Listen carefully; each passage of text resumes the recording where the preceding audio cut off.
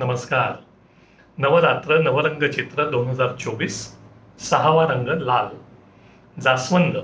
काळ 100 वर्षांपूर्वीचा. स्थळ चिपळूण. रमा हातात परडी घेऊन फुलं वेचायला घराबाहेर पडली. बाळभज्जी तिचे वडील चांगली तासभर पूजा चाले त्यांची. आणि पूजेसाठी लागणारी फुलं गोळा करण्याचं काम होतं रमेचं. आपल्या अंगणातील घराभोवती असणारी सगळी फुलं वेचून झाली. आता फक्त राहिली जास्वंद. आज मंगळवार, तेव्हा गणपतीला दुर्वा आणि जास्वंद. झरझर पाखाडी उतरून रमा खालच्या जोशांच्या घरामागे गेली. जोशांकडे भरपूर जास्वंदीची झाडं होती. तीही सगळ्या प्रकारची. एकेरी, दुहेरी, कत्री, लाल भडक टप्पोरं फूल. नाना काका जोशी त्याला म्हणत रक्तपुष्प. इकडे तिकडे कोणी नाही बघत असं बघून रमीने जास्वंदीच्या झाडाला हात घातला. तोच बाजूच्या आंब्यावरून आवाज आला, अहो रमाबाई चितळे, आमच्या झाडाला हात लावू नका. बघते तो जोशांचा माधव रमेवर पाळत ठेवून आंब्यावर बसलेला. घेतली 2-4 फुलं तर काय झालं रे, 10 वर्षांची वहिवाट आहे माझी, गणपतीसाठीच घेते ना. एका अटीवर घे, 2 फुलं व्हायला माझ्याबरोबर गणपतीच्या देवळात यायचं. जास्वंदीचा रक्तवर्ण आता रमेच्या गालावर अवतरला. दर मंगळवारचं आता ठरूनच गेलं. रमा माधव जोडीने गणपतीला जात.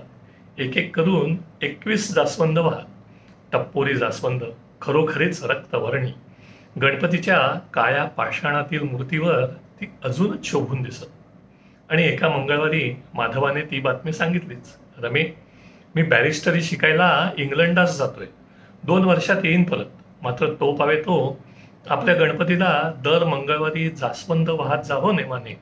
आणि आता तर तुला फुलं तोडू नकोस म्हणण्यासही नसेल कोणी. एका डोळ्यात अश्रू आणि एका डोळ्यात हसू असा रमेने माधवाला निरोप दिला. दर मंगळवारी न चुकता गणपतीला जास्वंद वाहण्याचा नेम रमेने एकदाही चुकवला नाही.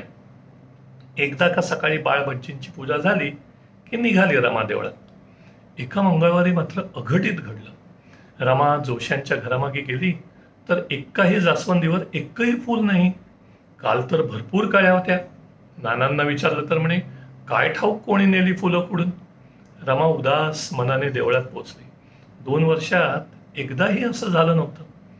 घंटा वाजवून मूर्तीपुढे हात जोडले तो काय, गणपती जास्वंदीच्या फुलांनी नटलेला.